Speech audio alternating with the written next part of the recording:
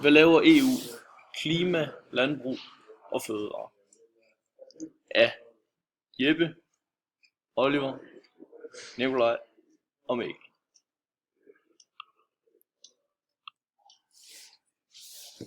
Jeps, og EU-klima i 2020, der vil de prøve at formindske udledning af drivhusgasser i forhold til hvad de gjorde i 1990'erne. Og drivhusgasser, det er mennesker som udleder CO2, og det er for at prøve at holde på jordens varme, og det fører til klimaforandringer, som er med til at skabe en global opvarmning. Og de største udledere kommer fra de rigeste lande, og der hvor der er den største befolkning, og det skyldes kul og olie og gas, og industri og transport. Og den udledning kan også komme fra rydning af regnskove og udpinding af jord og nedbrydning af affald, som også kan føre til drivhusgasser.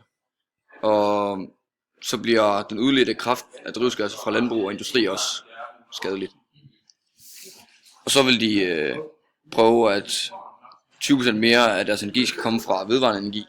Og det er så noget som altså fra vind og bølger, som kraftværker, vandkraftværker, vindmøller og biobrændsel.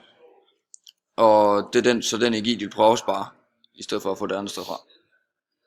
Og så vil de prøve at få en større stigning af energieffekt. Og energieffektiviteten, det er forholdet mellem nyttiggjort energi og total energiforbrug. Og det er for eksempel fra en bolig, som bruger oliefyr, som kan medføre tab af varme. Og det er så der røgen fra skorstenen også kommer fra. Og det er der, den udgiver til omgivelserne. Og den energi, den bliver så forspildt.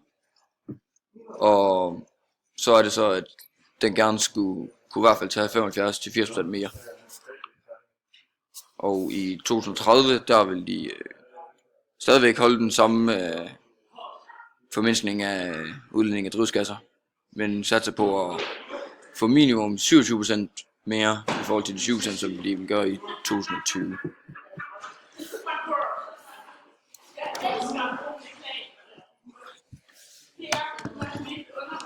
Så har vi landbrugspolitikken. Generelt så er landbrugspolitikken et fælles marked for landbrug og fødevarer i hele Europa, eller hele EU. Og landbrugspolitikken den har mange formål. For eksempel hjælper den med landmænd med at få produceret nok madvarer til hele Europa. Den sørger for, at madvarerne er sikre, og den beskytter landmænd mod prissvingninger, så der ikke kommer kriser på markedet, hvis priserne bliver for høje eller for lave.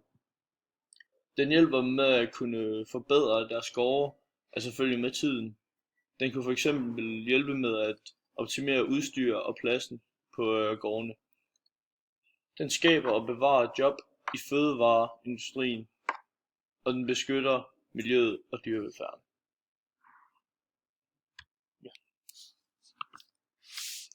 Ændringer i landbrugspolitikken.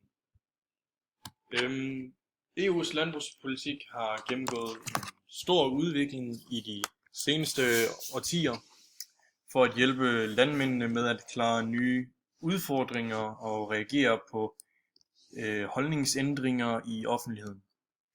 Den seneste reform fra 2013 har sat fokus på grønnere landbrugsmetoder, forskning og videndeling, et mere retfærdigt støttesystem for landmændene, en stærk position for landmændene i fødekæden og andet godt.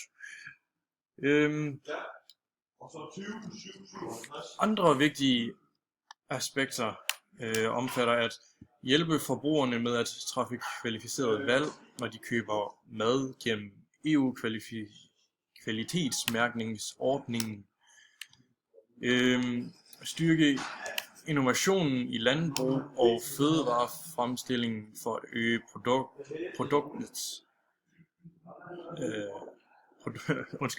produktionens og mindske miljøudvirkningen, for eksempel ved at anvende bi- eller affaldsprodukter af afgrøder til at fremstille energi.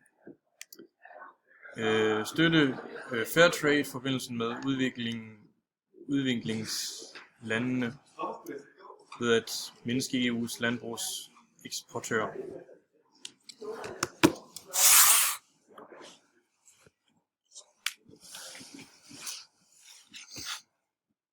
Ja, så er det så fødevarer, der er i EU.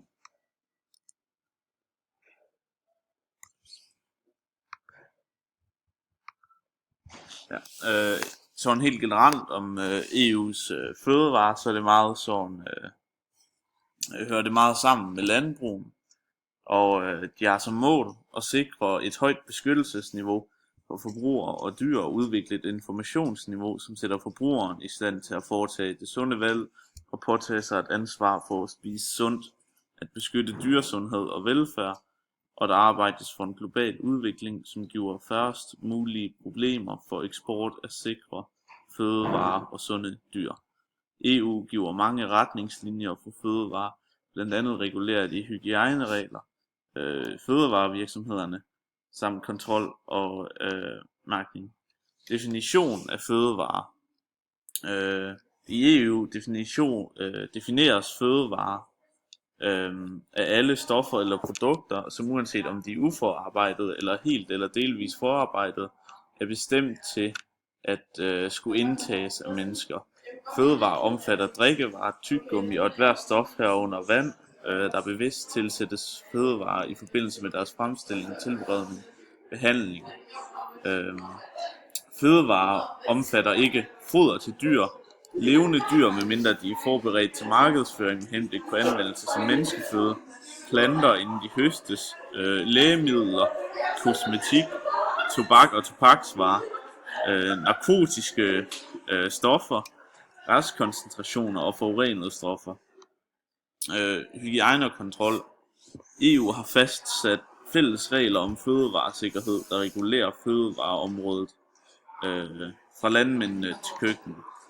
Det vil sige, at der er sammenhæng i lovgivningen hele vejen fra landmændene til forbrugerens indkøbskurve, og det betyder, at fødevarevirksomheder, uanset hvor i EU de er, skal overholde samme regler om fødevarehygiejne og egen kontrol. Dette er med til at sikre, at vi ikke bliver syge af den mad, vi spiser, og at der ikke spredes sygdomsfremkaldende bakterier mellem EU-landene. Ligeledes er der fælles regler om offentlig kontrol, der giver fælles rammer for, hvordan de nationale myndigheder skal kontrollere fødevarevirksomhederne. EU's kontrolkorps fører kontrol med, at EU-landene gennemfører fødevarelovgivningen og kontrollen korrekt. EU fører også kontrol med virksomheder og myndigheder fra lande uden for EU, som er godkendt til at eksportere til EU. De skal jo også overholde reglerne. Hygiejneforordninger indeholder indretnings- og driftmæssige krav til alle fødevarevirksomheder, fiskeren til kioskeren, bla bla bla.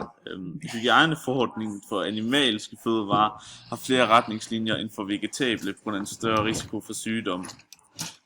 Fødevarefirmaer. Her står den overordnede regel om, at virksomheder både skal overholde reglerne og selv holde øje med, at de overholder dem.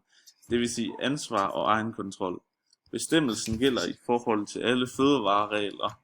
Der nævnes intet krav om skriftlighed, så det er udelukkende krav om skriftlig egenkontrol, når det står i den enkelte regel. Don. Ja, som sagt er vi jo en del af EU, og det betyder, at vi alle sammen skal arbejde sammen og hjælpe hinanden, hvilket vi også kan høre på vores fødevarer og landbrugsreformer. Så vi gør en god gerning for ikke bare os selv, men også vores med-EU-borgere, og vi er stolte af at være EU-borgere, da vi har hinandens ryg. Det var det for denne gang. Vi er glade for, at vi kunne fortælle jer lidt om vores emne.